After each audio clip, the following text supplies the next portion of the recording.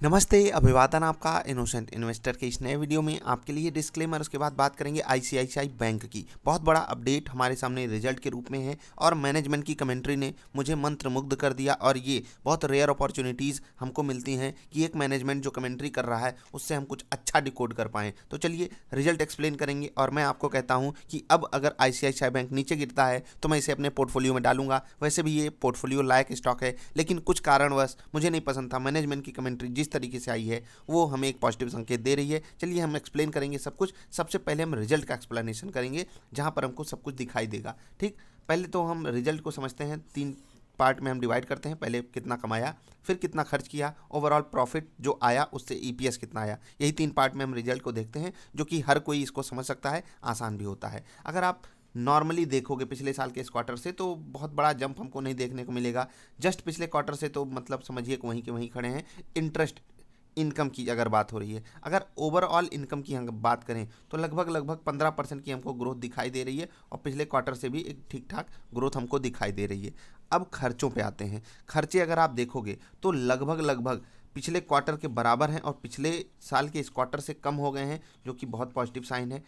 Interest income बढ़ी है, ये भी पॉजिटिव साइन है, चाहे वो पिछली बार से कंपेयर कीजिए चाहे पिछले साल के इस क्वार्टर से। यानी कि कोविड का जो इम्पैक्ट बैंकों के ऊपर दिखने वाला था वो आईसीआईसीआई बैंक ने भी उससे को बहुत अच्छे से पछाड़ा है और इससे मैं खुश हुआ। वैसे भी आईसीआईसीआई बैंक में कई बार डबल आई आता है तो इसलिए भी मुझे हो सकता है पसंद आ गया हो। खैर, मैंने जब निफ्टी 50 के अच्छे स्टॉक्स सेलेक्ट करने की बात कही थी उसमें मैंने आईसीआईसीआई बैंक को एक्सक्लूड कर दिया था, एक्सिस को इंक्लूड कर लिया था। अभी क्या सिनारियो बन रहा है, आईसीआईसीआई बैंक भी उसमें जुड़ जाएगा, इसको आपको ध्यान रखना है। अभी हम आगे बढ़ते हैं। हम एग्जैक्टली खर्चे डिस्कस कर लिए और अगर आप नेट इंटरेस्ट इनकम की बात करोगे इससे इन्होंने हमें इम्प्रेस किया है। अब हम आपको एक चीज़ कैलकुलेट करने को बोल रहे हैं। यहाँ मैं आपके लिए कैलकुलेट नहीं कर रहा हूँ, मैं कह रहा हूँ एक स्टॉक जो कि आपके सामने 550 रुपये से भी सस्ता हो और वो आपको बड़ा स्टॉक हो, बड़ी कंपनी होनी चाहिए, वो आपको अगर 7 रुपये कमा कर दे रही है एक क्वार्टर में, तो अगर 4 क्वार्टर आप जोड़ दो 28 रुपये आपको आने वाले समय में कमा कर देगी। और इस पर अगर आप price to earning ratio calculate करोगे ना,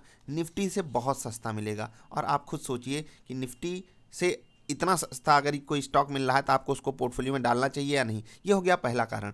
दूसरा कारण जो है इसको पोर्टफोलियो में डालने का वो ये है कि इनके मैनेजमेंट की तरफ से बहुत पॉजिटिव कमेंट्री आई है स्टॉक को लेकर। देखिए इस डेटा का आभार मैं पूरा इकोनॉमिक टाइम्स को देता हूँ। आप समझिएगा बात क्या हुआ है। आईसीआईसीआई बैंक कह रहा है कि आने वाले समय में जो प्रोविजनिंग है वो फॉल करेगी। जैसे ही कोविड का रिस्क कम होता है प्रोविजनिंग भी हम कम करते जाएंगे। और इसको समझिएगा यहाँ से कि प्रोविजनिंग जो बैंक करता है वो एक बड़ा खर्चा माना जाता है बैंक के लिए, क्योंकि इसको अपने प्रॉफिट में से हमको निकाल कर देना होता है। अगर आप एक बैंक हो तो सोचिए कि पिछले साल के इस क्वार्टर में सिर्फ 2000 करोड़ की प्रोविजनिंग थी, इस बार 2700 करोड़ की प्रोविजनिंग हुई है। उसके बावजूद अगर आप प्रॉफिट देखोगे तो बढ़िया जंप हमको प्रॉफिट में देखने को मिला है। क्लोज टू 15% से ज़्यादा का हमको यहाँ पर भी जंप देखने को मिला है, जो कि हमको रेवेन्यू में भी देखने को मिला था। पिछले क्वार्टर से भी बढ़िया इंप्रूवमेंट है, पिछले साल के इस क्वार्टर से भी बढ़िया इंप्रूवमेंट है। अगर आप अर्निंग पर शेयर की बात करोगे तो यहाँ पर हमको उतने तरीके से मतलब 6 से 7 हो गया, कुछ खास नहीं दिखाई दे रहा है, लेकिन परसेंटेज टर्म्स में बहुत बड़ी इंप्रूवमेंट है। ये स्टॉक मतलब जैसे जैसे समय बीत रहा है वैसे वैसे ही अपने प्राइस को जस्टिफाई करने वाला स्टॉक बन गया है। अब मैनेजमेंट की कमेंट्री पर आएंगे, उससे पहले एक चीज़ आपको यहाँ पर और दिखाना चाहेंगे। ग्रॉस एनपीए और नेट एनपीए जो कि आईसीआईसीआई बैंक के लिए हमेशा एक हेडक का मुद्दा होता है, तो उसको ये आगे सिचुएशन सॉल्व करेंगे किस तरीके से। ये कह रहे हैं कि आने वाले समय में जब बैंक अच्छा परफॉर्म करने लगेगा तो 2 पॉजिटिव चीज़ें होंगी। पहली चीज़, कोविड की जो सिचुएशन है वो कम हो जाएगी और बैंक अच्छा परफॉर्म करते हुए जा रहा है। जो लोन बांटेगा वो हेल्दी लोन सेगमेंट में आएंगे और जिसके कारण हम अपने जो नेट एनपीए है उनको अच्छा बनाने के लिए हमको प्रोविजनिंग कम करनी पड़ेगी। इसका मतलब क्या है, इसका मतलब है मैनेजमेंट अपने स्टॉक को लेकर, मतलब अपनी कंपनी को लेकर, अपने बैंक को लेकर बहुत पॉजिटिविटी दिखा रहा है आने वाले समय में। और ये पूरे बैंकिंग सेक्टर के लिए एक अच्छी चीज़ है। क्यों? क्योंकि आईसीआईसीआई बैंक दिग्गज बैंक है और मतलब कुछ मामलों में तो सबसे बड़ा बैंक है। तो एक बार के लिए सोचा कीजिए, भारत का सबसे बड़ा प्राइवेट सेक्टर बैंक चाहे आईसीआईसीआई बैंक हो या एचडीएफसी बैंक हो, अगर आप इनको देखोगे और इनके मैनेजमेंट की तरफ से ऐसी कमेंट्री देखोगे तो आपको एक बैंकिंग सेक्टर में भी एक पॉजिटिविटी दिखाई देगी। और इसलिए मैं कह रहा हूँ ये जो न्यूज़ है ये पूरे बैंकिंग सेक्टर के लिए बहुत ही पॉजिटिव साइड है। अब ये किस तरीके से अपने ग्रॉस एनपीए और नेट एनपीए को आने वाले समय में हैंडल करेंगे वो बहुत बड़ा हमको एक दिखाएगा। रास्ता कि इस स्टॉक की परफॉर्मेंस किधर जा रही है। अभी इस स्टॉक को बाजार में बहुत बड़ा प्रीमियम मिलता नहीं है, इसीलिए ये अपने पीयर्स के मुकाबले काफ़ी सस्ते अवेलेबल होते हैं। उसके ढेर सारे कारण हैं, कभी और एक्सप्लेन करेंगे। इस वीडियो में मैंने आपको रिजल्ट बताया, रिजल्ट से क्या आने वाले संकेत बन रहे हैं उसको समझाया। अब चलते हैं थोड़ा सा चार्ट पर और उसको समझने की कोशिश करते हैं। ये आप आर्टिकल इकोनॉमिक टाइम्स पर पढ़ सकते हो अगर आपको चाहिए तो। हम आ जाते हैं वापस चार्ट पर। चार्ट पर ये स्टॉक देखिए गिरावट दिखाया था और 2 दिन से लगातार, मतलब पिछले 2 दिन भी बाजार भयंकर गिरावट दिखाई है, लेकिन ये स्टॉक पहले ही भाग चुका है। क्यों? क्योंकि सबको पता होता है अच्छा रिजल्ट आने वाला है।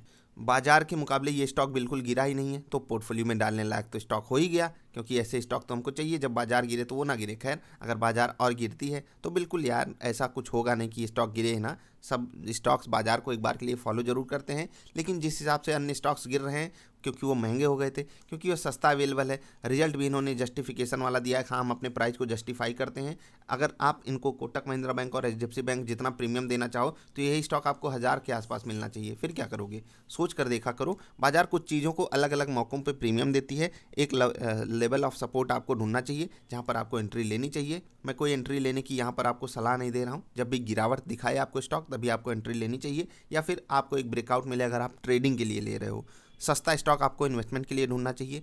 अगर आपको ब्रेकआउट लेना है, सपोर्ट पे लेना है, ये सब आपको ट्रेडिंग के पर्सपेक्टिव में जरूर ढूंढना चाहिए, जिससे कि आप एक बेटर डिसीजन ले पाओ। तो बैंक धीरे धीरे पसंद आ रहा है, अच्छी बात है। एक समय पसंद था, फिर बाहर आ गया, फिर से पसंद आ रहा है। तो अच्छे स्टॉक्स की यही खूबी होती है कि अगर उनका मतलब वो आपका एक बार दिल तोड़ देते हैं तो वो लौट के आते हैं। कुछ लोग लौट के नहीं आते हैं, आपको पता है ना। तो बस मिलेंगे फिर से किसी अच्छी वाली वीडियोज़ में। वीडियो पसंद आई तो लाइक कर देना, चैनल पसंद आया तो सब्सक्राइब कर लेना। Bye bye.